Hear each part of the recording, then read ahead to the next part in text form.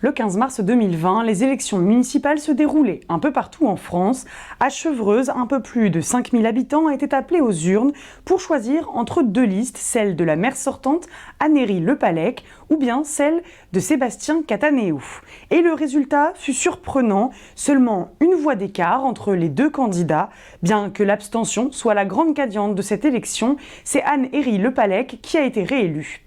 Chevreuse 2020 est victime de ce scrutin, alors qu'il aurait dû être déclaré vainqueur au moins d'une vingtaine de voix. Candidat malheureux, Sébastien Cataneo lance alors un recours au tribunal administratif pour faire annuler l'élection. Le 7 juillet 2020, le tribunal juge qu'un des bulletins pour Sébastien Cataneo a été invalidé à tort. 1014 voix contre 1014 voix, égalité parfaite. L'élection est donc annulée.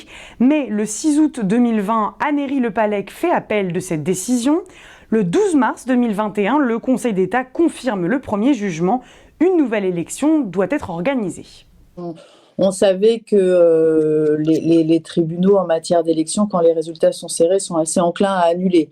Donc on n'a pas été franchement surpris. Suite à ces jugements, le conseil municipal est dissous et une délégation spéciale gère alors les affaires courantes de la ville de Chevreuse.